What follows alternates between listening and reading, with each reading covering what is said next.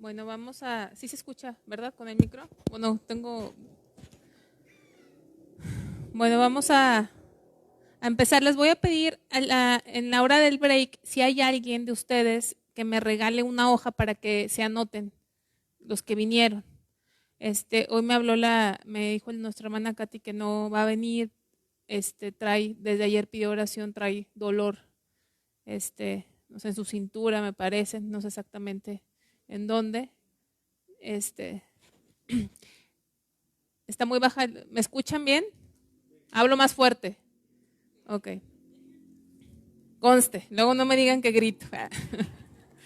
Que dije que la hermana Katy me dijo que no iba a poder venir hoy, que nos iba a ver en línea porque trae alguna molestia y ya la molestia la trae desde ayer que vino, pidió oración. Entonces les comento para que pues oren por ella. No sé exactamente qué sea, pero esperemos que no sea algo grave, ¿no? Como esos dolores que dan de la ciática y eso que son muy, muy terribles. No sé qué sea, no sé si sea eso, pero para que oren por ella. Pero les quiero pedir que ya en el break, o sea, ahorita no, o sea, alguien me regale una hojita y ahí la tiene. Bueno, ahí la hermana Vicky tiene, la pastora tiene la hojita. Les voy a pedir, vamos a tener bien pocas clases, yo creo que en julio, agosto terminamos, es una vez al mes, es el primer sábado de cada mes, y les voy a pedir que se anoten. El que venga el que no venga y no me avise, ya no la voy a sacar hojita. ¿Estamos de acuerdo? No porque me cueste, sino para entrar en un orden, ¿sí? No es el valor de la hoja. Entonces, vamos a hacer eso, vamos a orar. Padre Celestial, Señor, gracias por tu palabra, por los hermanos, Señor, que están aquí. Te pedimos por nuestros hermanos de Monterrey, Señor, que tuvieron ese contratiempo, Señor, que puedan reparar esa llanta, que no tengan ninguna otra percance en el camino, Señor, en esa carretera que es peligrosa, Señor Padre. Guárdalos, tráelos con bien, Señor. Y gracias por cada uno de nosotros, porque tú eres el que nos pones el querer y el hacer, y sabemos que estamos en el mejor lugar, Señor, juntos como cuerpo tuyo, como familia tuya, y todos estamos con la misma intención y el mismo deseo, que es conocerte, Señor, y ser transformados por tu palabra, Señor. Ayúdanos, Padre, en el nombre de Cristo Jesús, nos ponemos en tus preciosas manos. Amén. Pues vamos a estudiar. Si tienen su hojita que les había dado la vez pasada, que era una hoja así, no sé si tuvieron tiempo de verla, pintarla, colorearla, ¿no? Hacerla suya, personalizarla, customizarla. Y bueno, hoy vamos a ver a un profeta que se llama Joel, que creo que les faltan las fechas en su hojita, o les falta el nombre.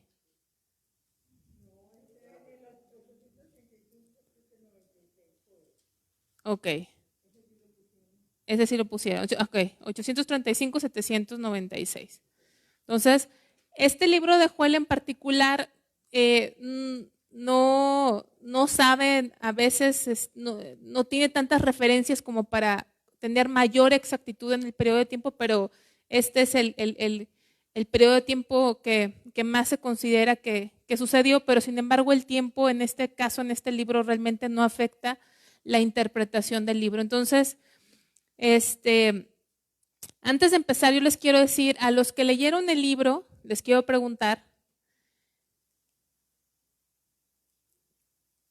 ¿les causa algo cuando leen este libro? O sea, les voy a decir, por ejemplo, hay veces que yo comparto algo y me dice alguien, por ejemplo, mi familia, que es la que más confianza me tiene, ¿verdad? Los demás a lo mejor lo piensan, pero no me dicen. No, es que te viste como nerviosa, ¿no? O estabas muy tranquila, o estabas muy gritona, estabas muy apasionada, ¿no? No nada más cuando comparto la palabra, sino a veces en algunas pláticas que uno entra, ¿verdad? Como que uno a veces se apasiona o estás muy... ¿Ustedes qué sienten o qué sintieron cuando leyeron el libro de Joel? ¿Qué sensación les da del tono o del sentimiento del profeta? ¿Les transmitió algún sentimiento? A mí me transmitió un sentimiento, pero quiero preguntarles a ustedes, porque la que voy a estar bien soy yo, no usted, no sé qué. No, pero quisiera sentir, pensar, cuando lo leyeron, ¿sintieron algo? Porque, por ejemplo, cuando escribimos en el WhatsApp o así, ¿les ha pasado que se puede malentender el mensaje de que, ay, me dijo bien seco o ya se enojó? ¿No? Está uno pensando porque no tienes el tono de la persona, ¿sí? ¿Ustedes qué tono, qué sentimientos sintieron en el libro? A ver, díganme. ¿Temor? ¿Tristeza? Diste una palabra que fue la que yo sentí, dijiste una antes. Urgencia. Yo sentí ese tono en el libro, una urgencia, como una desesperación, ¿no? Una angustia,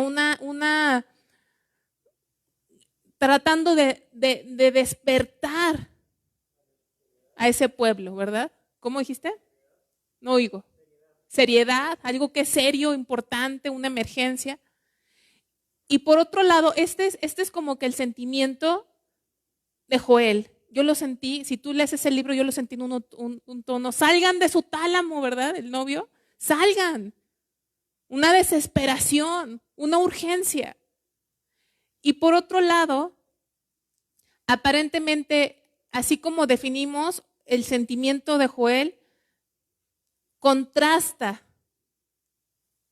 cómo percibimos a ese pueblo a quien él se dirige. ¿Ustedes cómo perciben a ese pueblo?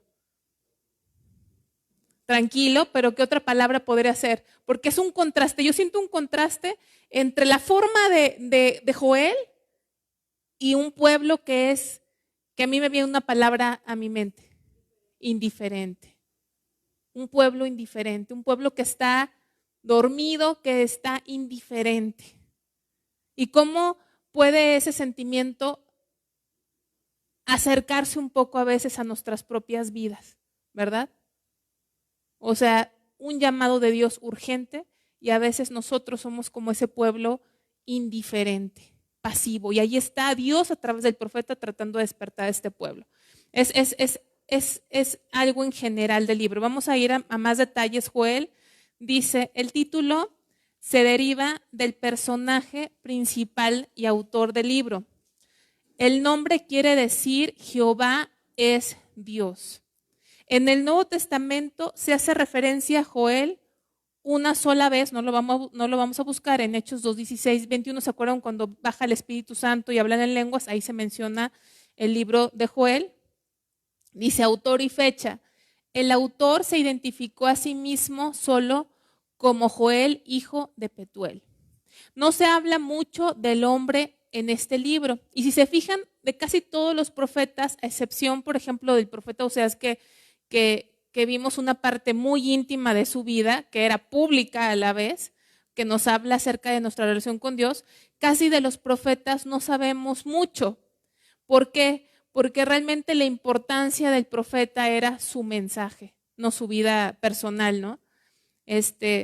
Entonces, no se habla mucho del hombre de este libro. Aún el nombre de su padre no es mencionado en algún otro lugar del Antiguo Testamento. Aunque él desplegó un profundo celo por los sacrificios del templo, como lo vemos en esos versículos que también no vamos a ver ahorita, su familiaridad con la vida pastoral y agrícola y su separación de los sacerdotes sugieren que no era un levita. La fecha del libro se apoya únicamente en la posición canónica, referencias históricas y elementos lingüísticos. Una fecha durante el reinado de Joás, entre esos años 835 y 796, acuérdense, ahí me faltó ponerle, pero es obviamente antes de Cristo. Dice, parece ser la más conveniente. No obstante, mientras que la fecha del libro no se conoce a exactitud, como en otros libros que nos dan exactamente los nombres de los reyes o ciertos datos que nos ponen automáticamente en el contexto histórico, no tiene esos datos, pero por algunos datos de los estudiosos más o menos se coloca el libro en esas fechas. Contexto histórico. Tiro, Sidón y Filistea habían llevado a cabo incursiones militares frecuentes a Israel. Una sequía de envergadura y una invasión masiva de langostas habían destruido toda costa verde de la tierra y habían traído una severa devastación económica, dejando al reino del sur débil. Este desastre físico le da a Joel la ilustración para el juicio de Dios. Tal como las langostas fueron un juicio sobre el pecado, los juicios futuros de Dios durante el día del Señor los excederán por mucho. En este día, creo que tienen una línea ahí, ¿verdad? En este día, Dios juzgará a sus enemigos y bendecirá a sus fieles. En este día, Dios juzgará a sus enemigos y bendecirá a sus fieles. ¿En qué día? En el día del Señor, ¿sí? El tema central de Joel es el día del Señor. ¿Y cómo podemos definir ese día? En pocas palabras, dice, en ese día, acaban ustedes de anotar la descripción en pocas palabras. El día del Señor, Dios juzgará a sus enemigos y bendecirá a sus fieles. Joel es un libro muy pequeño, pero es un libro profético y es de los primeros profetas que escribieron. Todos los demás profetas que hablan del día del Señor simplemente amplifican la visión del día del Señor que introdujo Joel, porque si ustedes ven en su línea de tiempo, Joel fue de los primeros profetas con libro, o sea, que tienen libro, porque acuérdense que también había otros profetas que están mencionados en Crónicas, en Samuel, por ejemplo, muy famosos. Jorge, mi hermano, habló de Eliseo, ¿verdad? El domingo pasado. Eliseo no tiene el libro, pero fue un profeta de Dios. O sea, había otros profetas para el pueblo, pero Joel fue de los primeros que tenemos un escrito con su nombre. Y él introdujo, el tema central es el día del Señor. Ninguna mención es hecha en este libro de pecados específicos como en otros libros detalla. ¿Se acuerdan cuando vimos Oseas? Había pecados detallados. Tú hiciste esto y esto. En este libro pareciera que no menciona específicamente pecados de la nación. Y tampoco Judá es reprendida por idolatría. Sin embargo, posiblemente, debido a lo que hablábamos al principio, a una indiferencia cauterizada. ¿Saben lo que es cauterizada? Por ejemplo, ustedes saben que los transmisores más fuertes del dolor son los nervios. Entonces, cuando la gente tiene dolor, los médicos especialistas en dolor, una de sus estrategias o tácticas es quemar los nervios, los queman, los cauterizan para que no se transmita al cerebro esa sensación de dolor.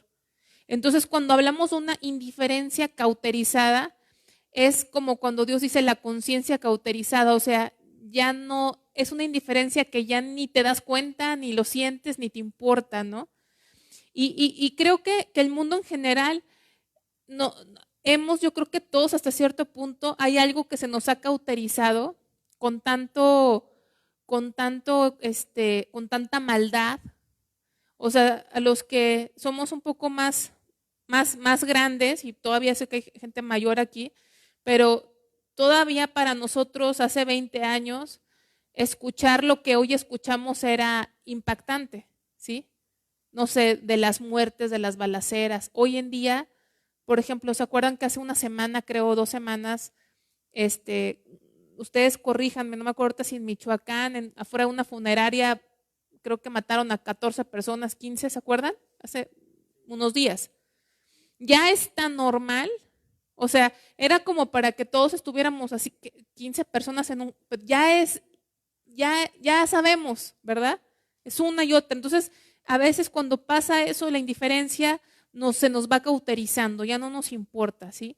El profeta los llama a un arrepentimiento genuino, amonestándolos a rasgar vuestro corazón y no vuestros vestidos. Con ese sentido de urgencia y ese sentido de desesperación que marca el libro o el llamado de este profeta. Vamos a ver déjame ver. Bueno, antes de irme a eso en el contexto histórico, porque a veces lo leemos, pero a mí me pasa, por ejemplo, yo no sé si ustedes, cuando estoy leyendo de repente, a veces estoy leyendo y mi mente está por otro lado y a veces tengo que volver a leer. Entonces, aquí en el contexto histórico lo que quiero decirles es que, no sé si ustedes se dieron cuenta cuando leyeron el libro, habla de un periodo de una invasión de langostas. Estas plagas han existido en el mundo todavía recientemente. Son esos animales que parecen como grillos grandotes, que son plagas, de hecho vuelan. Entonces imagínense una plaga así, es tan grande que hasta pareciera que la tierra se oscureciera. Qué miedo, ¿verdad? De repente imagínate ver millones de esos animales y eso acababa de suceder aquí, en este contexto en el que estamos viendo. Y lo que hace Joel es tomar esa situación que había pasado en la tierra, esa tragedia, ¿cómo les dije que era una qué? Plaga, era una plaga de langostas, y esas plagas destrozaban la tierra. Imagínense, ustedes tienen un jardín y de repente ya ven que tiene una plaga pequeña y así de repente ya se acabó las plantas o el árbol. Ahora imagínense, esas langostas en millones arrasaban con la tierra, trayendo hambre, trayendo destrucción, y eso había sucedido. Entonces, en el contexto histórico es que Joel toma esa experiencia tan tremenda y de ahí hace una transición para explicarle al pueblo acerca del día del Señor, que ustedes escribieron hace ratito. ¿Qué es el día del Señor? El día en que Dios juzgará a sus enemigos y bendecirá a sus fieles, ¿sí? Entonces es un día que muchos esperan con gozo, pero si tú no estás realmente del lado de Dios, va a ser un día de temor y va a ser un día de espanto. Por eso toma esa plaga para decir, va a ser un día terrible, ¿sí? Va a ser un día como de invasión, ¿sí? De ejércitos, donde Dios va a hacer justicia. Entonces los llama a un arrepentimiento, porque en otras palabras le está diciendo, así como ustedes están, no va a haber bendición en ese día. Para ustedes, en la condición en que se encuentran, va a ser un día de terror. Así que arrepiéntanse, les dice el profeta. Vamos a la introducción. El tema de Joel, o sea, el tema central es el día del Señor. Es lo que más se repite en el libro de Joel. Entonces, Joel es un libro profético. El tema, dijimos, de Joel es el día del Señor. Este tema aparece por todas las partes en el mensaje de Joel, haciéndolo el tratado más concentrado de todo el Antiguo Testamento. Está como esa parte como resumida. La frase no tiene referencia a un periodo de tiempo cronológico, sino a un periodo general de ira y juicio que pertenece de manera única al Señor. Es exclusivamente el día que revela su persona, o sea, que va a revelar que Él es santo, que Él es poderoso, que es fuerte, y va a aterrar a sus enemigos. ¿Quién? Dios va a aterrar a sus enemigos. El día del Señor no siempre se refiere a un acontecimiento escatológico. ¿Qué significa? Cuando escuchamos la palabra escatológico, nada más quiero que ustedes recuerden esto. Escatológico habla de un acontecimiento futuro, profético, aún no cumplido. Entonces, cuando nosotros leemos el libro de Joel, puede hablar de algo que ya es histórico, ¿sí? Por ejemplo, ese día del Señor o ese día del juicio pudo significar para el pueblo de Dios la invasión de Babilonia, por ejemplo, ¿sí? Pudo significar ese juicio. Pero siempre en los profetas va a haber otro acontecimiento que no ha sucedido hasta el día de hoy, que nosotros también estamos esperando. Entonces, siempre cuando leemos los profetas podemos ver podemos ver una enseñanza espiritual aplicable a sus vidas y a nuestras vidas, y podemos ver un cumplimiento que ya es histórico, pero también un cumplimiento que va a ser hasta la consumación de los siglos. Entonces, a veces nos podemos confundir, pero espero que este lineamiento que le estoy diciendo les ayude a entender un poquito más cómo escriben los profetas. Entonces, por eso dice aquí, el día del Señor no siempre se refiere a un acontecimiento escatológico. En algunas ocasiones tiene un cumplimiento histórico cercano, como se ve en Ezequiel 13:5, donde habla de la conquista babilónica y la destrucción de Jerusalén. No lo busquen, ya hemos leído Ezequiel y sabemos que se había profetizado esa invasión de Babilonia. Así como es común en la profecía, el cumplimiento cercano es un acontecimiento histórico, pero también incluye un cumplimiento más adelante, es decir, escatológico, o sea, futuro. Ese día del Señor del que hablan, probablemente para ellos significó la invasión babilonia, pero nosotros ahorita, hoy mismo 2022, estamos esperando el cumplimiento final del día del Señor, ¿sí? Joel, al parecer, fue uno de los primeros profetas escritores y ofrece una panorámica valiosa de la historia de la profecía, porque elabora un marco para los últimos días, al cual prosiguen todas las escrituras subsecuentes. Con el escrito de Joel comenzó una nueva obra, la de preparar a la raza humana para el fin de esta era temporal, y de esta manera nos ha dado un bosquejo de todo su plan, o sea, el plan de Dios. Todas las demás profecías confirman o amplían este bosquejo, pero conservando la naturaleza divina de la verdadera escritura. ¿Por qué? Porque nos habla que va a haber un día del Señor donde Él va a poner a sus enemigos por estrado de sus pies, donde Él va a acabar con la injusticia. Porque, hermanos, ustedes saben, y hago este paréntesis sin evitar desviarme del tema, ustedes saben que orar por la paz no es algo que Dios nos haya mandado a hacer, y aparte es algo utópico, ¿sí? ¿Saben qué es utopía? ¿Qué es utopía? Algo ideal, exactamente. Utopía es una forma de gobierno irreal, ¿sí? Es imposible que haya paz en la tierra. Es orar por algo que no va a suceder, ¿sí? No va a suceder. Yo les quiero preguntar a ustedes en sus familias, en sus matrimonios y los que no están casados, que viven con sus papás o con sus hermanos o con quien sea que ustedes vivan, díganme si nunca han tenido problemas ni conflictos. Nunca. Alguien de aquí que no, o sea, ni una lágrima he derramado en mi vida, ni un azotón de puertas en mi casa. ¿No? Xavier y Reina yo los veo muy felices, hasta se vieron. Aquí nosotros somos el ejemplo, pásenle.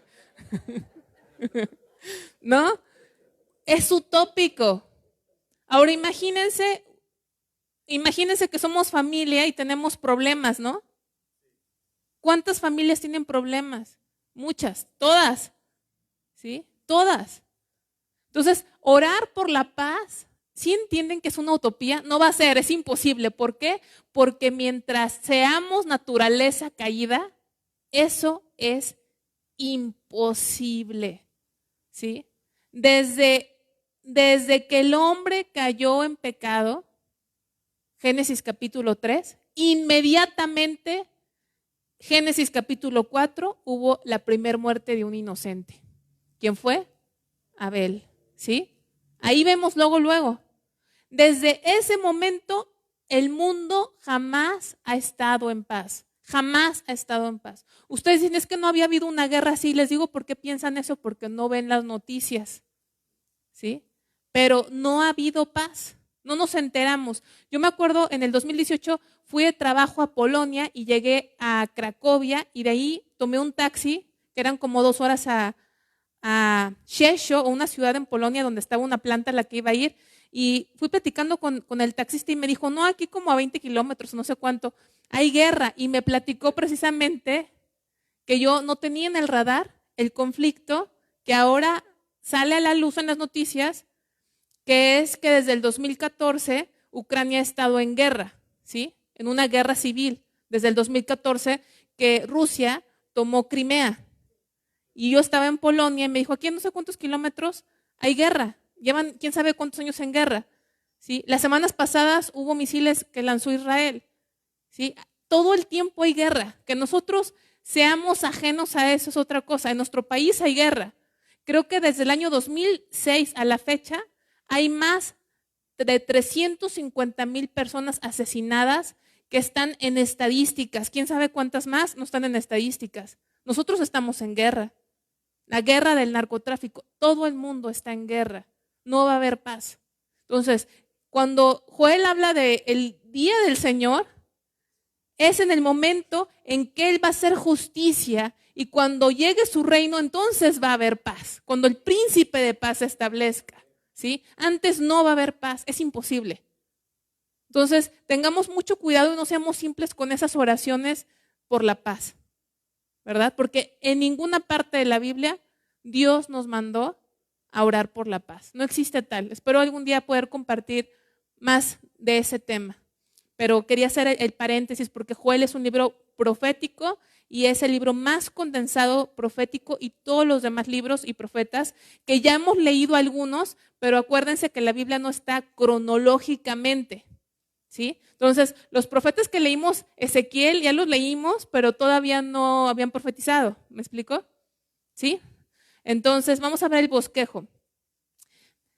Vamos a dividir este libro en devastación de la tierra por langostas. Ese es el capítulo 1, lo que platicábamos, qué estaba sucediendo. Después el ejército invasor, después el llamado al arrepentimiento y finalmente la promesa de la restauración. Vamos a empezar con el número 1, que creo que como que agarró el número 5, pero es el número 1. Una plaga de langostas sin precedente causa una hambruna demoledora seguida por una sequía prolongada que devastó la tierra. La langosta es un insecto que se parece a un saltamontes grande. Los 4 nombres que se describen aquí indican diferentes especies de langostas o diferentes etapas de su crecimiento. Vastas nubes de langostas que oscurecían el sol filtrándose sobre la tierra y devorando todo lo verde que se encontraba. Vamos tantito ahí a Joel, capítulo 1.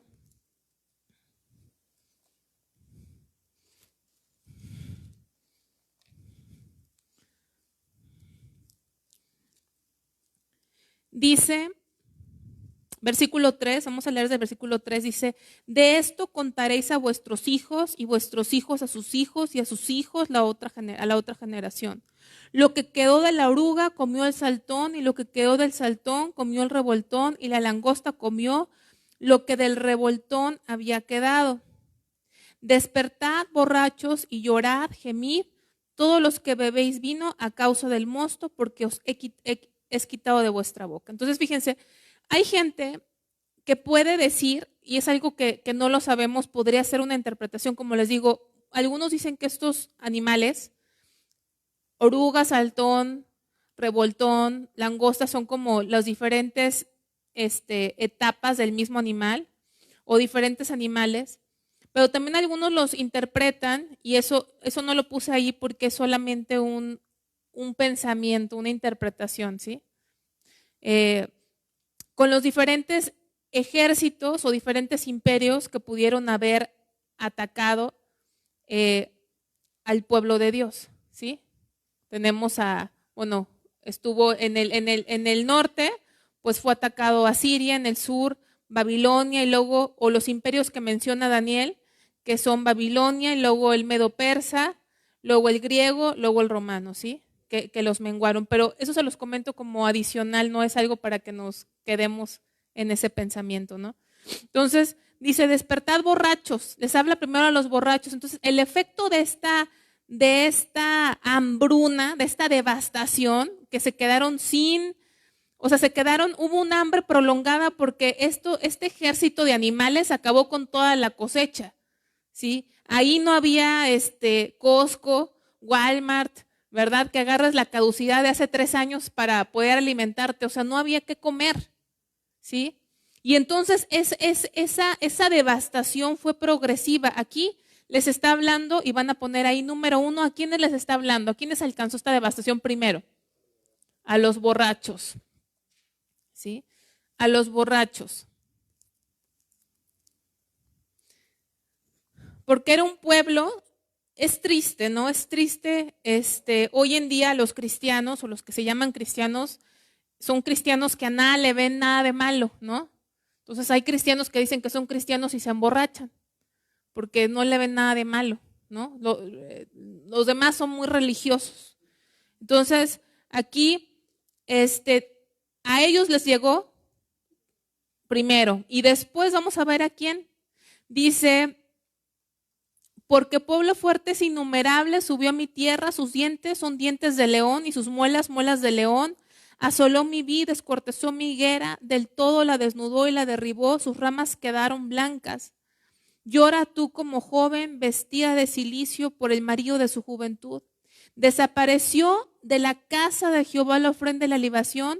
Los sacerdotes ministros de Jehová están de duelo. ¿A quiénes? A los sacerdotes, ¿sí? Primero, a lo mejor era algo superfluo, ¿no? Porque pues los borrachos no viven del vino, entre comillas, ¿no? Es algo superfluo. Primero los borrachos. Pero imagínense que la devastación llegó hasta que ya no había que ofrecerle a Dios. No había nada que ofrecerle a Dios. ¿Se acuerdan que en los sacrificios para Dios, pues había algunas semillas, también había animales, no había ya nada que ofrecer? No había nada para hacer sacrificios a Dios. Y acuérdense que los sacrificios se hacían no solo como para adorar a Dios como el holocausto, sino que había sacrificios o ofrendas por el pecado. Tenían que estar todo el tiempo sacrificando por el pecado porque era un pueblo que pecador. Tenían que estar sacrificando todo el tiempo porque esos sacrificios eran un tipo de Cristo y era la forma de acercarse a Dios y no había el sacrificio, no había forma de hacer los sacrificios. Dice, el campo está asolado, se enlutó la tierra porque el trigo fue destruido, se secó el mosto, se perdió el aceite. Confundíos labradores, gemid, viñeros por el trigo y la cebada, porque se perdió la mies del campo, la vid está seca y pereció la higuera, el granado también, la palmera y el manzano, todos los árboles del campo se secaron, por lo cual se extinguió el gozo de los hijos de los hombres. ¿Quién más? Los labradores, ¿verdad? Los labradores, no hay nada en el campo, todo está seco.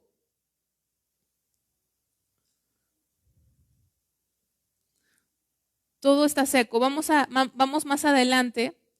Dice, ceñíos y lamentaos sacerdotes, gemid ministros del altar, venid dormid en cilicio ministros de mi Dios, porque quitada es de la casa de vuestro Dios la ofrenda y la libación. Yo cuando leo este libro, yo lo estoy leyendo tranquilamente, pero cuando yo lo leo a mí me da un sentir de leer como si alguien lo dijera con desesperación. Ceñíos, lamentad, sacerdotes, gemid. No me imagino a Joel así, gemid, lamentaos. No, me lo imagino hasta como con lágrimas, gritando, o sea, lamentaos. Versículo 14, proclamad ayuno, convocad asamblea, congregad a los ancianos y a todos los moradores de la tierra en la casa de Jehová vuestro Dios y clamad a Jehová. Cuando vemos que el día de Dios está cercano, Dios nos dice que es el tiempo de ¿qué? De clamar. Yo no sé qué nos pasa a nosotros o a mí me pasa y es una lucha que tengo que realmente yo siento de verdad que cualquier momento ya no vamos a estar aquí en la tierra, ¿sí? Yo no sé si tú te das cuenta, pero realmente estamos en la orilla de la consumación de los siglos. Y hay algo a la vez que pasa, hay como un letargo, como que algo no nos deja. Hay que clamar. ¿Por qué? Dice, proclamad ayuno, convocad asamblea.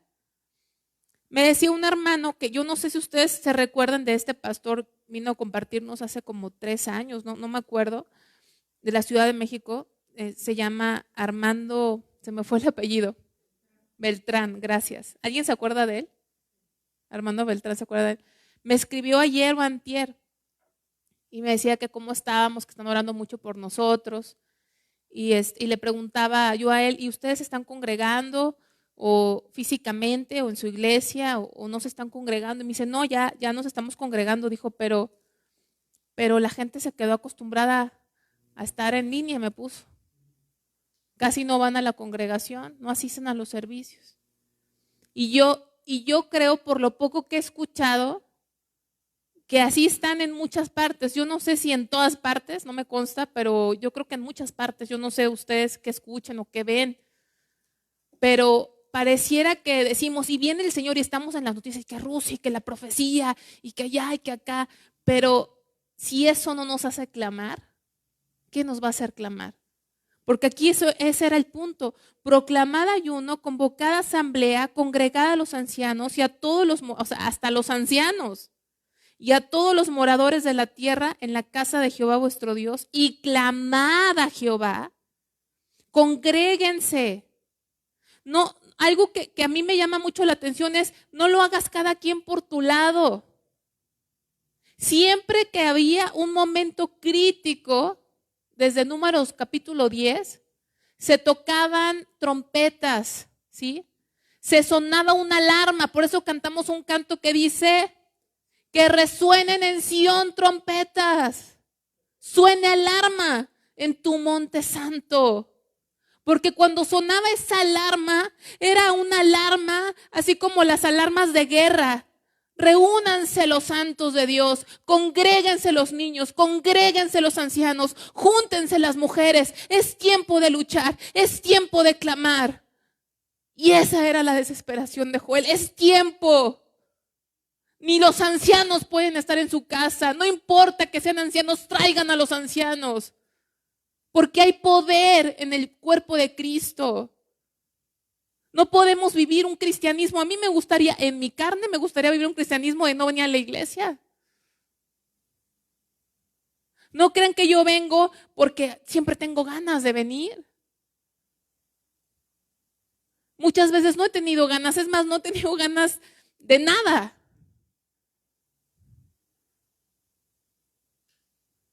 Pero hay algo en mí que de verdad no es que yo sea Jeremías, pero en algo siento, aunque sea un poco del sentir de Jeremías, que no puedo resistir. Y yo creo que tú lo sientes, porque no creo que yo sea la única que alguna vez haya dicho, ya no quiero. Congregarse, hermanos, congregarse. Es importante, yo no lo estoy diciendo, lo dice la palabra, congréguense.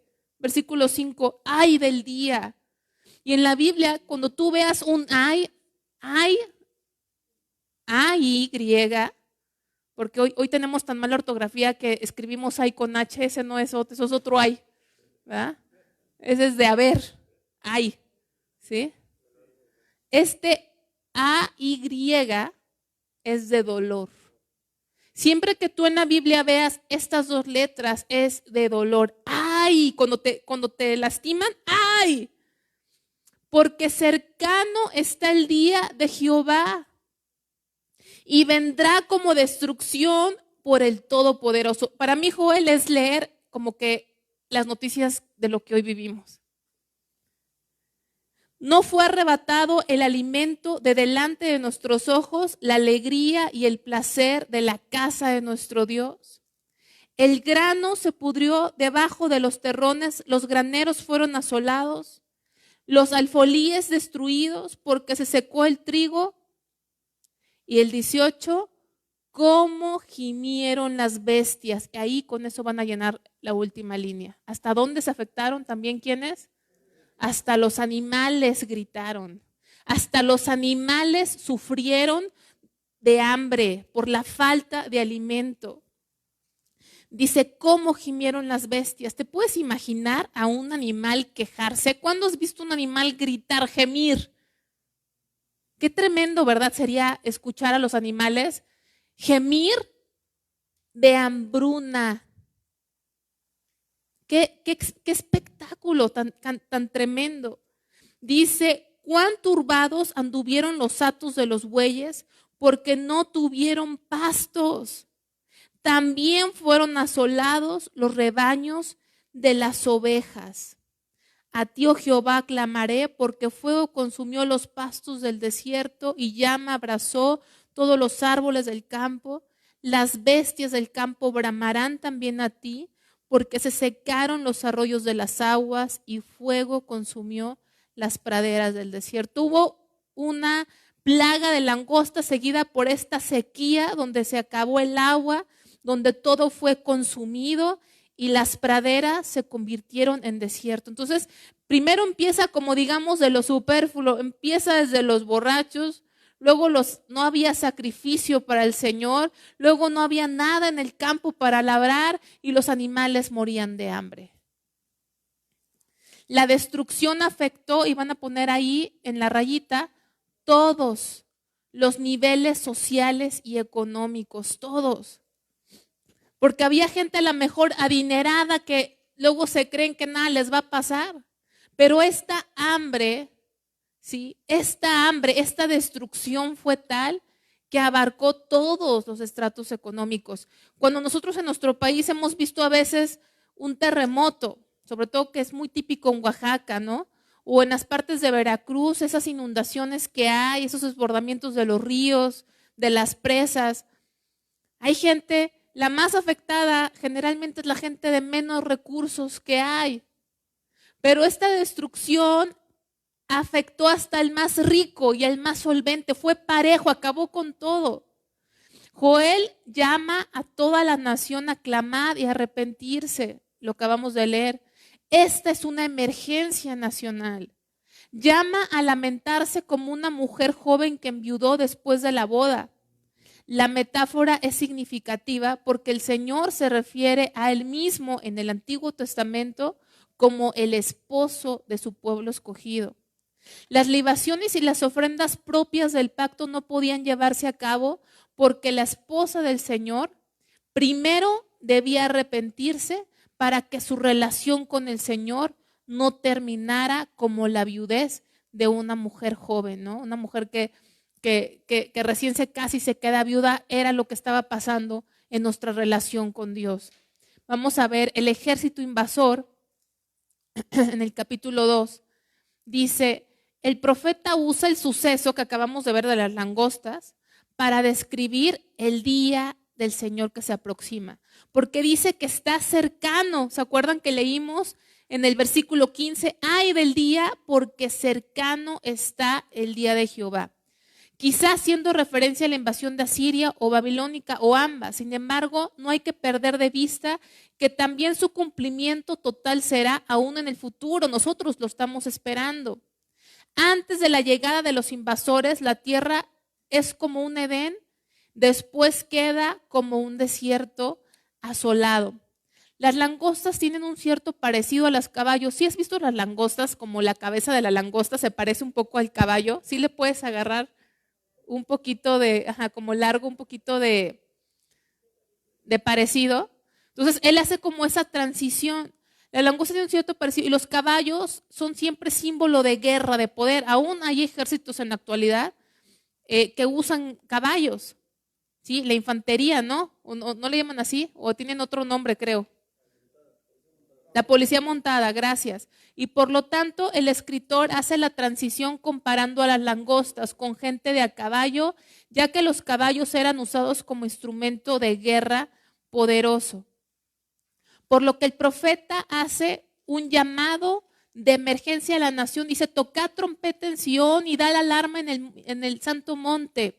El pueblo de Dios generalmente usaba sus instrumentos para congregar al pueblo en ocasiones especiales o para hacer advertencias de peligro. Vamos a ver Números, por ejemplo, que les mencioné. A lo mejor no leemos todos los versículos porque son muchos. Números 10, del 1 al 10.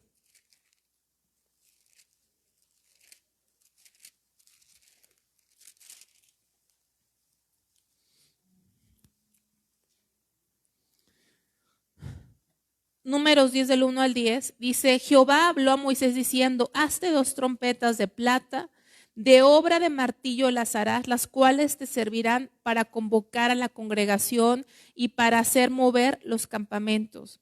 Y cuando las tocaren, toda la congregación se reunirá ante ti a la puerta del tabernáculo de reunión. Mas cuando tocaren solo una, entonces se congregarán ante ti los príncipes, los jefes de los millares de Israel.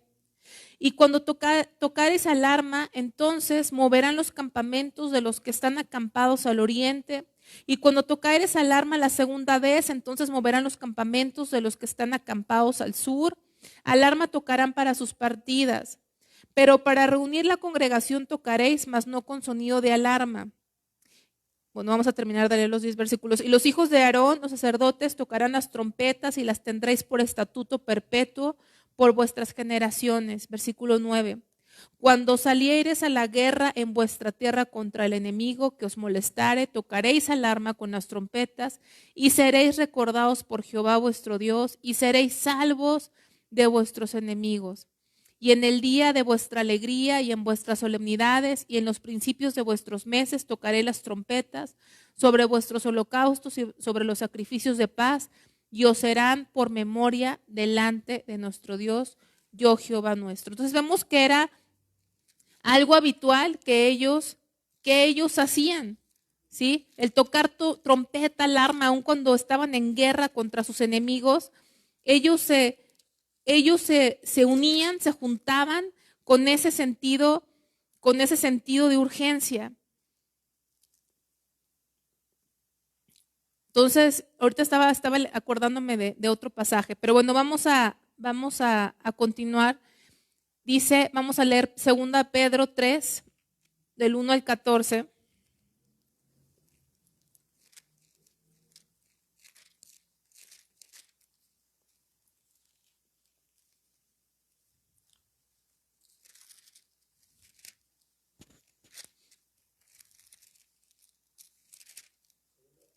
Segunda de Pedro 3, así del 1, voy a leer del 1 al 14. Dice, amados, esta es la segunda carta que os escribo y en ambas despierto con exhortación vuestro limpio entendimiento para que tengáis memoria de las palabras que antes han sido dichas por los santos profetas y el mandamiento del Señor y Salvador dado por vuestros apóstoles, sabiendo primero esto, que en los postreros días vendrán burladores andando según sus propias concupiscencias y diciendo, ¿dónde está la promesa de su advenimiento?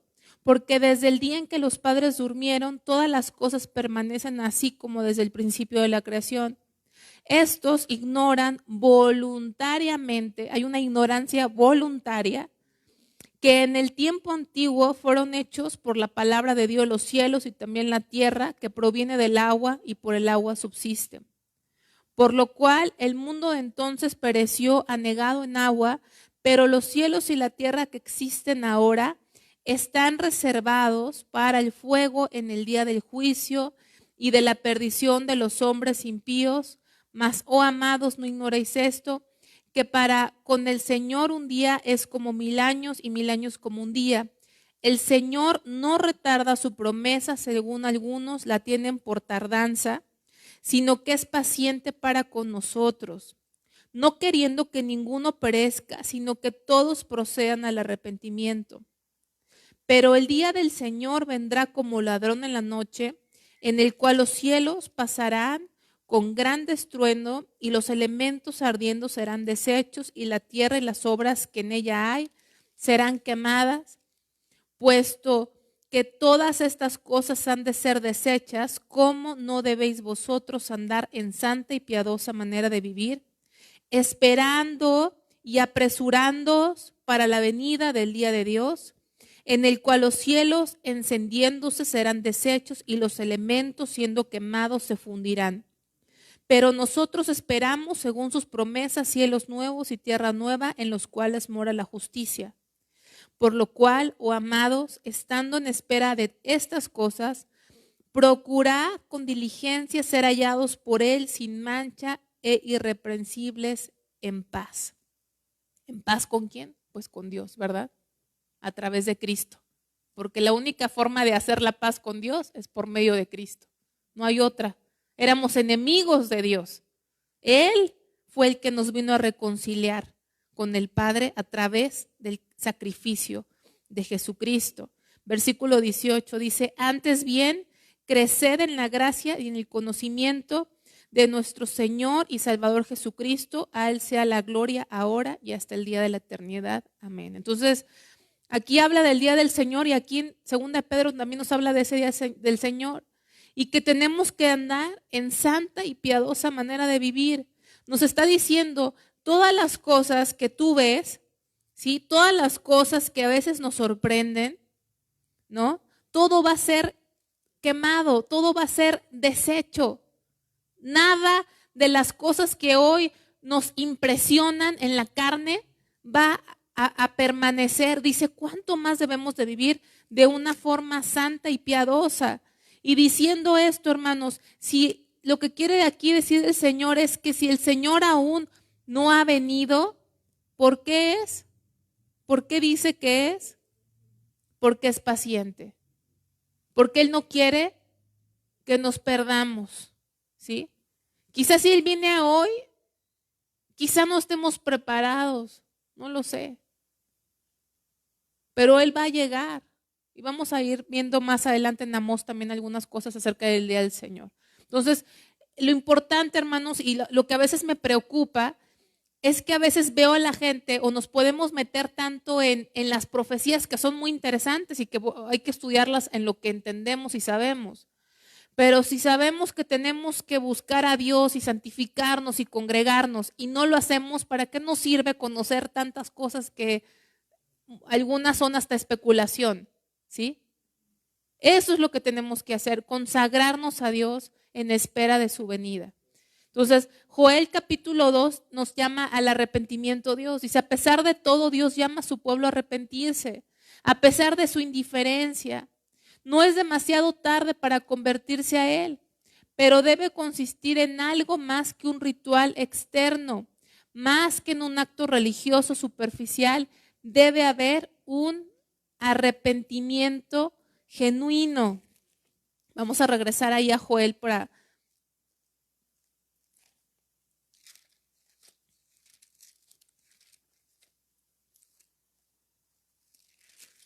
Estamos en el capítulo 2 de los versículos 12 al 17.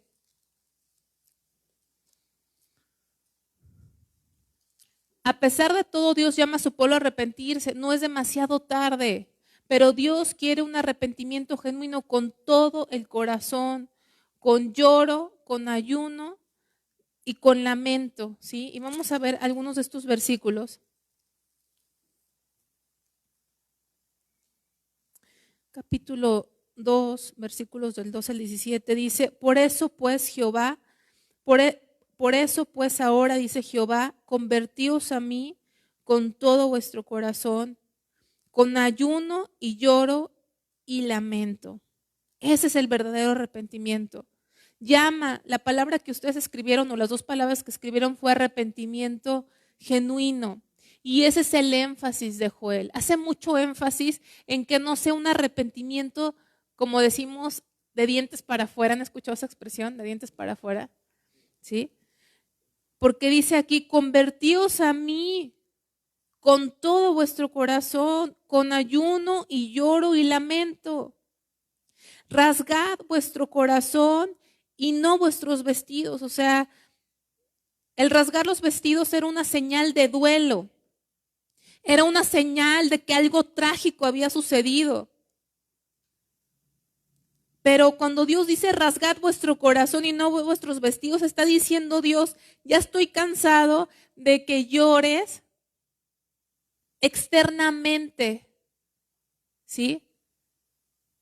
Que sea nada más en apariencia, que sea algo superficial. Dios quiere algo real en nuestro corazón. Rasga tu corazón, no tu apariencia, ¿sí? A veces aún en la congregación, a veces cantamos y lloramos y levantamos las manos,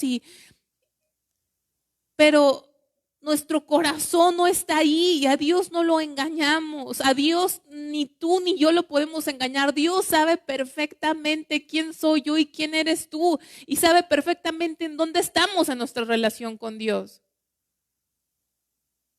Tú no estás para juzgar. Nosotros emitimos juicios con las personas. No, es súper consagrado. Y así, hermano, deja que Dios sea el que apruebe y el que califique. Nosotros nos equivocamos. ¿Cómo estás tú delante de Dios? Porque Dios está diciendo, a mí no me interesa tu apariencia. Quiero tu corazón doblegado delante de mí. Y convertíos a Jehová vuestro Dios. Porque misericordioso es y clemente, tardo para la ira y grande en misericordia, y que se duele del castigo. ¿Qué invitación, hermano, te está diciendo Dios? Que Él es misericordioso, que Él es clemente. Te está diciendo, hermano, ¿sabes? No vas a encontrar a nadie más misericordioso que Dios en la tierra. No vas a encontrar a nadie más. Había un rey que era el peor rey. Se llamó Manasés. Ya lo hemos estudiado. Era un rey sanguinario, era un rey idólatra, era un rey, era hasta brujo. Estaba metido en el ocultismo, estaba metido en la idolatría. Era rebelde a Dios, era sanguinario.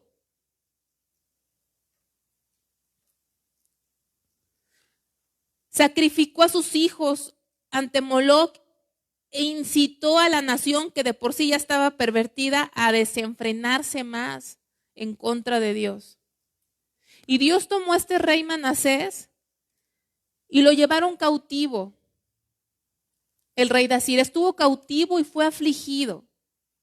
No sabemos qué aflicciones pasó, pero te quiero decir, cómo se comportaban esos ejércitos, eran ejércitos sanguinarios. Lo más seguro es que fue torturado. Pero en esa aflicción, que imagínate, fue un preso de guerra. ¿Te puedes imaginar lo que es ser un preso de guerra? No te tratan con cariñito. Y en esa aflicción, el peor rey volteó sus ojos a Dios. ¿Y sabes qué? Dios lo escuchó. Dios lo escuchó. Y tú te puedes pensar, y yo podría pensar, bueno, Dios lo perdonó, se arrepintió. Si Él se arrepintió, no hay pecado que Dios no pueda perdonar. Y tú puedes pensar, bueno, este rey tan malo, que hizo tantas cosas, que se derramó sangre en toda la nación inocente porque se mataba a los profetas. Dice la tradición judía, no la Biblia, hago el paréntesis, la tradición judía, en otras palabras, la historia judía, que no está en la Biblia, la historia secular, dice que Manasés fue quien partió a la mitad al profeta Isaías, ¿sí? Este rey del que estamos hablando. Porque la tradición dice que Isaías, aquel que un día en Isaías capítulo 6 le dijo Dios, ¿y quién irá por nosotros? Le preguntó Jehová a Isaías cuando tuvo esa visión del templo. E Isaías contestó, ni preguntó, ni qué voy a hacer, nada más contestó, heme aquí, envíame a mí, yo voy a ir, Señor. Y la tradición dice que Dios le tomó la palabra porque fue aserrado por Manasés. Y yo pensaría, oye, Manasés ya ni sufrió, bueno, sufrió el trato de Dios y se arrepintió. ¿No pagó todos sus hechos? Aserró a un profeta, quién sabe a cuántos otros apedreó. ¿Por qué Dios lo perdonó y todo lo que quedó impune? No quedó impune, porque todo lo que Él hizo, así como lo que tú y yo hemos hecho, fue castigado en Cristo Jesús. Todo. La diferencia es que Él puso sus ojos en Dios y Cristo tomó su lugar. Y todo lo que Él merecía de sus hechos, todo, porque Dios es un Dios justo. Cada sangre derramada, cada niño que mató, cada situación en la que Él merecía ser drásticamente, severamente castigado, y por eso vemos una muerte tan cruenta en la cruz, porque fue Dios mismo quien derramó la ira en su Hijo para que nada quedara impune. Todo fue castigado en Cristo. Porque Dios es un Dios misericordioso, pero es justo. Justo. Pero qué llamado de Dios. Eres indiferente, pueblo. Eres indiferente. Eres religioso, pero tu corazón no está conmigo. Y yo te estoy llamando a que te arrepientas de corazón y te estoy diciendo, no importa en dónde estés tú en tu relación con Dios en este momento. Si tú vienes a mí, yo soy misericordioso y amplio para perdonar. Nosotros no somos así en nuestra naturaleza. Nosotros decimos perdono, pero no olvido. Nosotros hacemos acepción de personas. A veces nosotros vemos a alguien homosexual y no queremos acercarnos a él. Nosotros no estamos para hacer acepción de personas. Nosotros estamos para decir arrepiéntete. No hay pecado que Dios no pueda perdonar. Mientras estés vivo, hay esperanza. Vuélvete al Señor. En este llamado está la misericordia de Dios. Dice, Él es misericordioso y clemente. ¿Y sabes? Admirarías más la clemencia de Dios cuando entendieras más su justicia y santidad. Porque imagínate un Dios perfecto, un Dios santo y justo, y decirle a nosotros pecadores, aquí estoy, te perdono. No sé, es grandísimo, es grandísima la misericordia de Dios. Y mira, tan hermoso el Señor, tan precioso el Señor, que añade, y que se duele del castigo. Que no nos castiga con gusto. En nuestra naturaleza, a mí me ha pasado, y te lo confieso, serio que le pongo Dios, cuando he tenido personas que me han hecho la vida de cuadritos, y les va mal o los corren del trabajo, quiero pensar justicia de Dios, Dios me ama, ¿no? Hay algo en mi naturaleza que me da gusto. Pero entra el Señor y digo, Señor, no te puedo ocultar lo que siento, pero este no es tu corazón. A nosotros nos gusta a veces el tener la razón o el que nuestros enemigos caigan. Pero Dios, cuando te castiga y me castiga, le duele. Pero lo tiene que hacer porque no lo hace para que seamos destruidos, sino lo hace al contrario, para que no seamos destruidos. Entonces es un Dios que sufre cuando trata con nosotros. Pero si eres hijo, Él va a tratar. Y yo te digo, estos tiempos que vienen, hermano, Dios va a tratar con nosotros y aún más, porque lo necesitamos. Cuando Él dice que Él se va a presentar a sí mismo una esposa sin mancha y sin arruga, yo quiero que le preguntes a un vestido, un pantalón, ¿qué siente cuando lo metes a la lavadora? ¿Qué siente cuando le pones químicos para tallar esas manchas y dejarlo blanco? ¿Qué siente cuando lo exprimes y luego cuando le pasas la plancha caliente? Dios va a tratar con nosotros porque Él es fiel a su palabra y Él se va a presentar a sí mismo una novia que está vestida limpia y sin mancha y sin arruga, digna de quien es el Señor Jesucristo. Entonces es un Dios tremendamente misericordioso. En medio de esta desesperación, en medio de este juicio, Él dice, arrepiéntete. Versículo 14, ¿quién sabe si volverá y se arrepentirá y dejará bendición tras Él? Esto es ofrenda y libación para Jehová vuestro Dios. Tocad trompeta, es la emergencia, ¿sí? El apuro del profeta. Tocad trompeta en Sión, proclamad ayuno, convocad asamblea, ya salgan de su casa, dejen de estar viendo el internet y el servicio en pijama y con café. Es la realidad. ¿Por qué te digo que es la realidad? Porque yo lo viví también. Se va haciendo uno cómodo, así es la carne. Y pierdes toda reverencia a Dios. Sal. Convocad asamblea, reunid al pueblo, santificad la reunión, juntad a los ancianos, congregad a los niños y a los que maman, hasta los que maman. Y esto, hermano, salga de su cámara el novio y de su tálamo la novia. ¿Qué significa? Ve conmigo tantito Deuteronomio 24:5, por favor.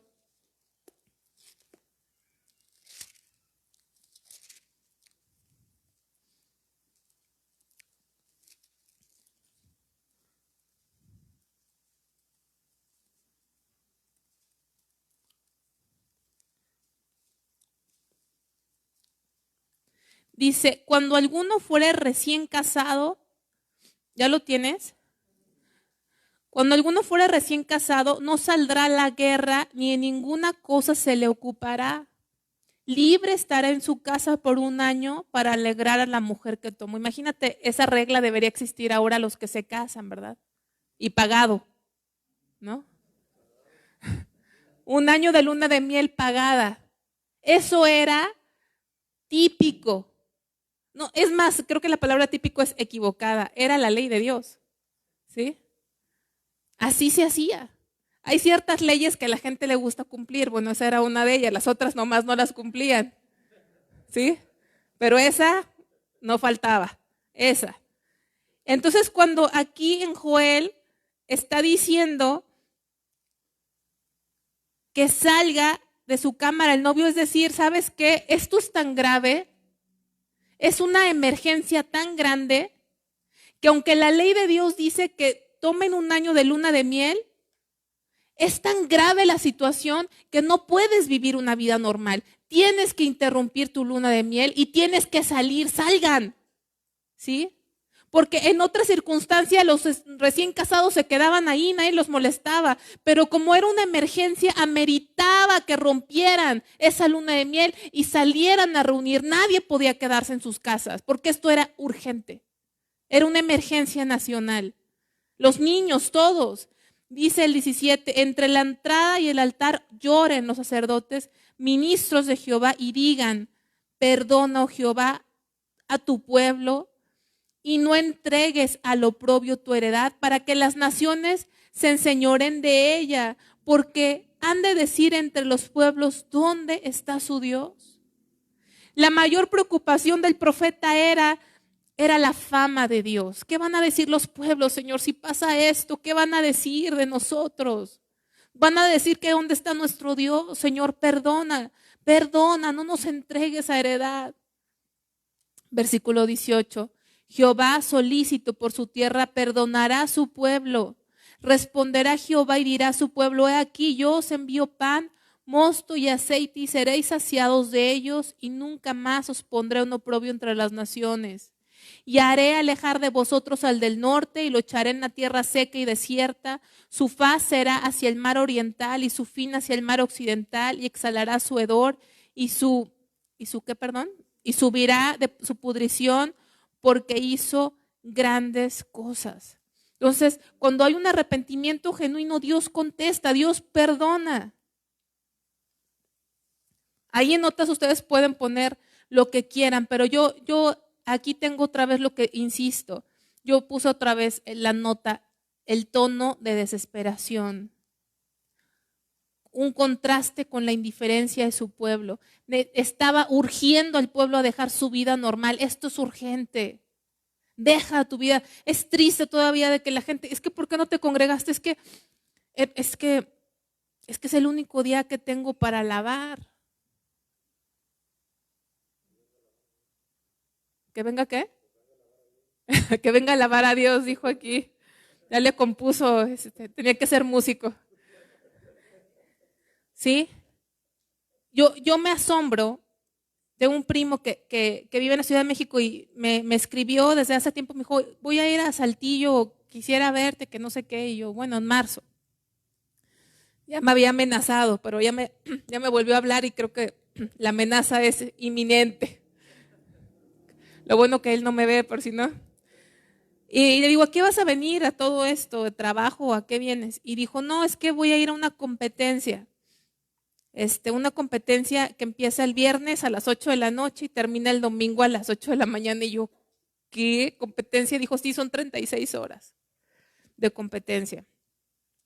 Y a él le gustan mucho esas competencias, no sé, esa no es Ironman, pero le gustan así muchas de esas cosas. Y digo, aparte trabaja y siempre hace un espacio para viajar, para competir, ¿no? Y gastar dinero y digo, Señor, yo sé, y cuando yo platicaba con mi papá esas cosas, también él me decía, es que para las cosas del mundo no tenemos la lucha para las cosas de Dios, ¿verdad? Para las cosas de Dios siempre va a haber una gran oposición, pero tampoco nos podemos quedar ahí, ¿no? Es que aquí está bien dura la lucha, ¿no?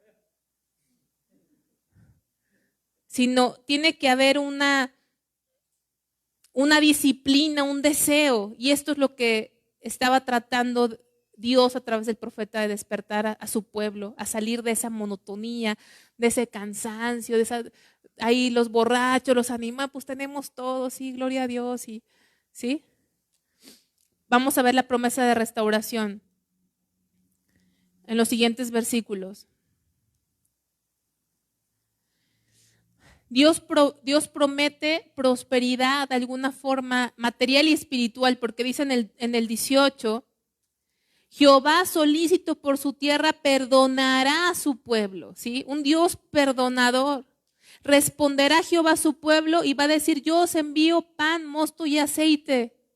Entonces, hay una prosperidad material, pero también pueden poner como una nota también espiritual, ¿sí? Porque estos elementos también tienen una aplicación espiritual. Pan es Cristo, ¿sí? Mosto y aceite el Espíritu Santo. Hablan de su presencia, hablan de su alimento y seréis saciados si ellos se arrepienten. Versículo 20, y haré alejar de vosotros al del norte, o sea, a sus enemigos los voy a destruir, a los que te atacan. Luego promete Dios el derramamiento del Espíritu Santo, versículo 28 y 29. Y después de esto, derramaré mi espíritu sobre toda carne y profetizarán vuestros hijos e hijas, vuestros ancianos soñarán sueños y vuestros jóvenes verán visiones.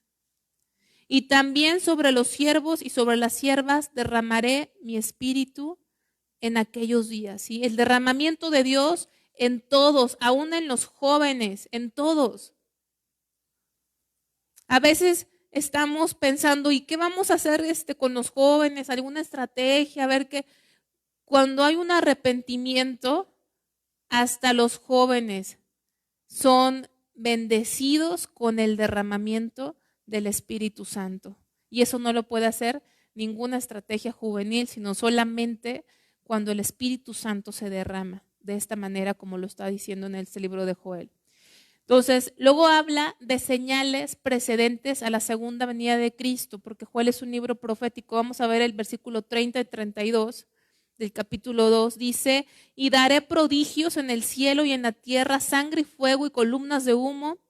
El sol se convertirá en tinieblas y la luna en sangre antes que venga el día grande y espantoso de Jehová.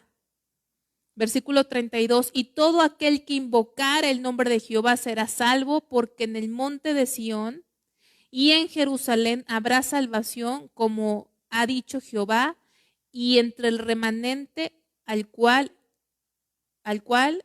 él habrá llamado. Y Mateo 24 tiene una referencia similar, no la busquen, ¿sí? Señales en los cielos. Esto precederá el día grande y espantoso de Jehová. Es más, vamos a ver Mateo. que luego no lo leemos en casa. Espero que sí, pero Mateo 24, 29, 30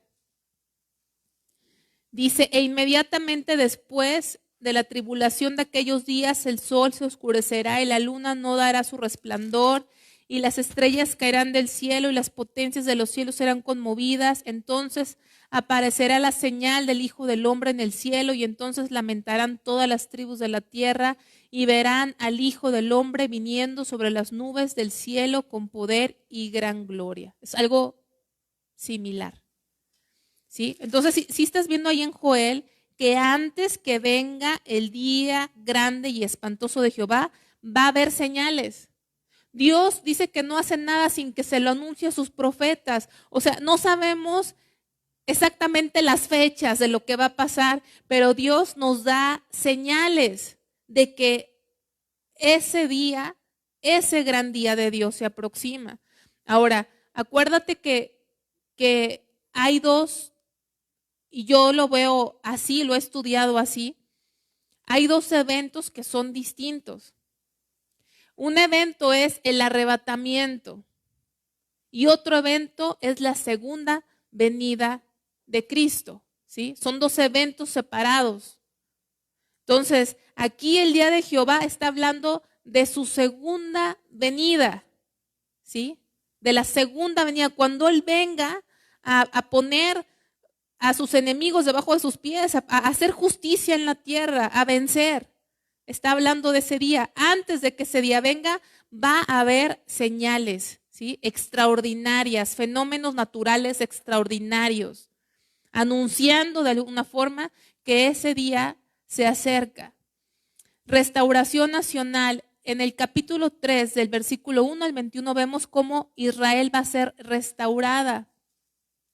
Vamos al capítulo 3. Porque aquí en aquellos días y en aquel tiempo en que haré volver la cautividad de Judá y de Jerusalén, reuniré a todas las naciones y las haré descender al valle de Josafat, y allí entraré en juicio con ellas a causa de mi pueblo y de Israel, mi heredad, a quien ellas esparcieron entre las naciones y repartieron mi tierra y echaron suerte sobre mi pueblo y dieron los niños por una ramera y vendieron las niñas por vino para beber. Y también que tengo yo con vosotras Tiro y Sidón y todo el territorio de Filistea. Queréis vengaros de mí, y si de mí os vengáis bien pronto, porque yo haré recaer la paga sobre vuestra cabeza.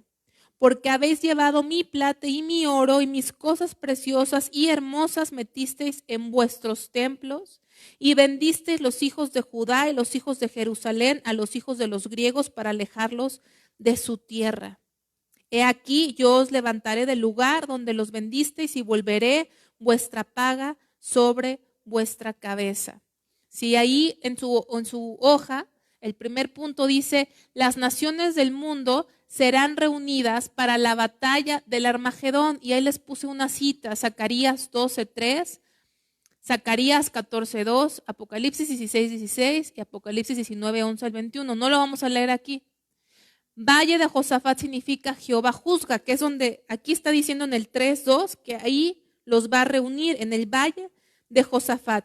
Josafat dice que significa Jehová juzga, y dice, y allí entraré en juicio con todas ellas. Habla que el día de Jehová, habla que habrá un juicio hacia las naciones. Todas las naciones, algo que es importante entender, hermanos, porque cuando hablamos de la batalla del Armagedón, es una batalla donde la nación principal que va a estar involucrada es Israel, ¿sí? Entonces, eso es muy importante, porque a veces pensamos, es que lo que está pasando en Ucrania, en Rusia, eso va a desatar la guerra del Armagedón. Yo no lo creo así. Pero algo que que tendrá como característica esta batalla final del Armagedón es que las naciones no van a pelear unas contra otras, como por ejemplo en la Segunda Guerra Mundial, que creo que el punto el que arrancó la Segunda Guerra Mundial, perdón que no me gusta tomar los datos, pero la chispa, que fue precisamente las ideas de Hitler de invadir y conquistar el mundo. Si no lo hubieran parado, pues quién sabe a dónde hubiera llegado, ¿no? Pero esta guerra del Armagedón, la característica de esta guerra es que las naciones no van a pelear unas contra otras, ¿sí? No va a ser una lucha imperialista, sino va a ser una lucha en que los diferentes bloques de naciones se van a ir en contra de una nación, y esa es Israel, ¿sí? En este momento no se ve Israel aparentemente en esta guerra, aunque Israel está en guerra todo el tiempo. Israel está rodeada de enemigos. Todas las naciones que rodean a Israel en el mapa, todas son enemigas de Israel. Una nación que se ha mantenido más o menos amiga en los últimos años, raramente porque fue Egipto quien nos estuvo cautivos bíblicamente, pero en los últimos años se han mantenido neutrales con Israel. Pero fuera de ahí está Irán, Irak, Siria, todos ellos, ¿sí? Son islámicos, son enemigos de Israel, y la única democracia es Israel, todas las demás son dictaduras. Entonces, ¿qué va a pasar? Que la Biblia habla que va a haber ciertos bloques de poder que se están formando. Yo no sé si con este conflicto haya un cambio geopolítico, ¿sí? Así como en la Segunda Guerra Mundial hubo unos aliados, cada quien está haciendo alianzas, y eso está profetizado en la Biblia. De tal forma que se van a formar bloques y van a marchar contra Israel. E Israel está en un lugar estratégico. Tú lo ves en el mapa, y la Palestina es la que une los 3 continentes: Asia, África y Europa. Es un lugar estratégico. Y van a ir las naciones en contra de Israel. Esa va a ser la gran batalla del Armagedón. Mucho de lo que podemos decir ahorita que va a pasar, y hay muchos estudios, yo creo que nuestra concentración no debe tratar de descifrar todas las cosas políticas históricas, sino estar aquí para ser transformados por Dios, ¿sí? Para ser agradables a Dios. Lo que sí sabemos es que la guerra del Armagedón va a ser las naciones en contra de Israel. ¿Y qué va a pasar? Allí en Zacarías dice que cuando las naciones vengan en contra de Israel, porque Israel va a estar indefensa. Ezequiel así lo dice, va a estar indefensa. ¿Por qué? Porque cuando estudiamos el libro de Daniel, vimos que va a haber 7 años donde Israel va a creer que el anticristo es el Mesías y va a firmar un pacto de paz pensando que va a estar protegido, pero de repente en los 3 años y medio el anticristo se va a volver en contra de Israel, ¿sí? Ellos van a estar creyendo que al fin tienen paz. Y ahorita Israel tiene la policía de espionaje más profesional, ¿sí? Que llaman el Mossad. Israel es uno de los países que tiene más inventiva, más creatividad, más tecnología en el mundo, a tal grado que las empresas grandes de Apple, todas ellas están ahí. Hay mucha tecnología que se ha desarrollado en Israel. Es una nación poderosa para haber tenido tan pocos años, que ellos desde 14 de mayo de 1948 se formó la nación de Israel, y a partir de ahí están regresando a su tierra. Es muy poco tiempo. Mira México, ¿cuándo fue la independencia de México? ¿El año qué? ¿Cuánto tiempo ha pasado, no? Es que fueron 10 años, empezó en 1810 y terminó en 1821, ¿verdad? Entonces, imagínense el poco tiempo y todo. Es una nación que siempre ha estado atacada, siempre hay muerte, y miren todo lo que ha desarrollado Israel. ¿Por qué? Porque Dios está con esa nación. Entonces, en ese momento, las naciones van a ir en contra de Israel. Israel va a sufrir como nunca. Todavía le espera mucho sufrimiento a Israel. Mucho sufrimiento bíblicamente, pero ese es otro tema a lo mejor. Pero Zacarías nos dice que en un punto en esa guerra del Armagedón va a descender aquel al que traspasaron. Dice que van a ver al que traspasaron y van a llorar.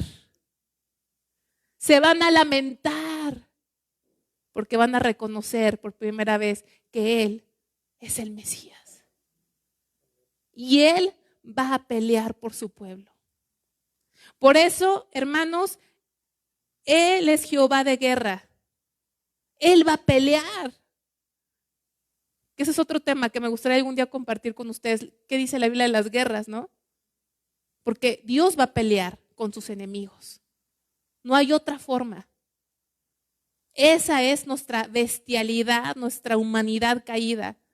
Él va a pelear con las naciones, dice, con la espada de su boca. Y va a acabar con todos sus enemigos. ¿Por qué? ¿Por qué va a acabar con los enemigos de Israel? ¿Lo estás viendo ahorita? Fíjate, dice, allí entraré, versículo 3, en juicio con ellas a causa de mi pueblo y de Israel mi heredad. ¿Por qué va a entrar en conflicto? Por causa de mi pueblo y de Israel mi heredad, a quien ustedes las naciones esparcieron, a quien ustedes las naciones quitaron de su tierra.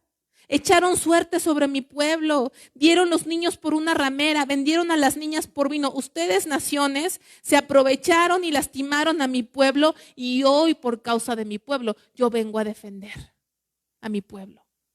Acuérdate que cuando Pablo tuvo su encuentro con Cristo, Cristo le dijo, Pablo, ¿por qué me persigues? Porque quien se mete con un hijo de Dios se mete con Dios mismo. Dios va a venir a defender a su pueblo y aquí está la molestia de Dios. Ustedes, naciones, ¿cómo han tratado a mi pueblo? El tiempo del gobierno de los gentiles que empezó en Babilonia habrá terminado y empezará el gobierno de Cristo para siempre. Nada de lo que pase en este mundo, lo que hagan las naciones, lo que han hecho con Israel, lo que se han excedido con él, va a quedar impune delante de Dios. Dios mismo va a pelear con su pueblo. Dios todavía tiene planes para su pueblo Israel. Tengo un problema técnico aquí, no puedo, déjame, abro aquí estamos en la última hoja, ¿verdad? Entonces, vamos a ver qué dice, una repetición de un posesivo, capítulo 3, versículo 2 y 3, ¿cuál ven que se repite? ¿Qué palabra se repite? Mi, ¿verdad? Mi,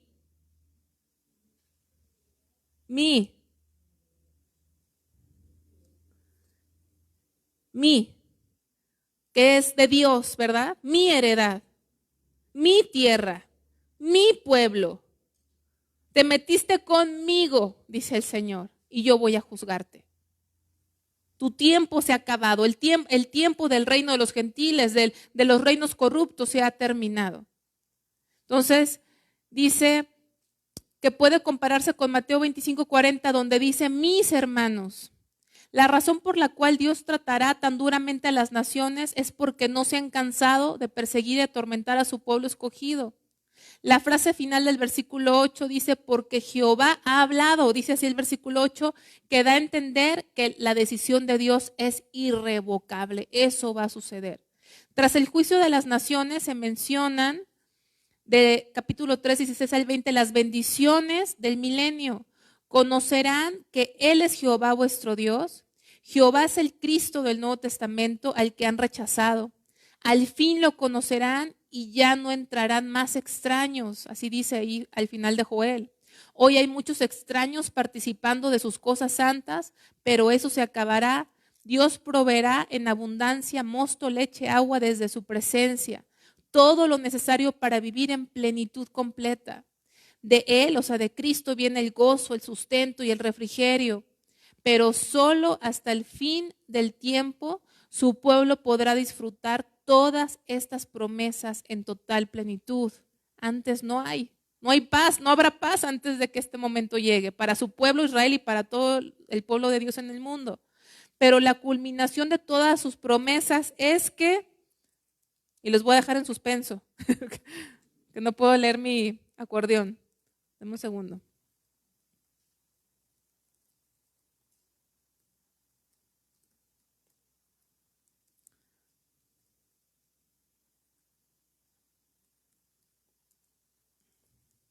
Y ahí terminamos. Jehová morará en Sión. Así dice, ¿verdad? Así termina el Joel. ¿Sí se ven? El último renglón. Y Jehová morará en Sión. Eso es lo más precioso, porque podemos tener una ausencia de conflictos, ¿sí? Porque para el mundo, paz es ausencia de conflictos, pero para el Hijo de Dios, la paz es tener al príncipe de paz morando con nosotros, ¿sí? Esa es la verdadera paz. Tener al Señor en medio de nosotros. Y ahí termina el libro de Joel. Entonces, ¿qué nos queda? Somos indiferentes. Recordar este llamado que Dios nos hace hoy tan fresco, este día 5 de marzo, que nos dice Dios: convocad asamblea, rasgad vuestros corazones y no vuestros vestidos. Arrepiéntanse, que yo soy misericordioso para perdonar. Amén. Vamos a hacer un pequeño descanso, unos 15, 20 minutos. Ahí hay café y los hermanos de Monterrey creo que nos trajeron unas tortas y no sé qué más. Tamales, ¿ya ves? Pues no me dijiste, sí, yo les dije.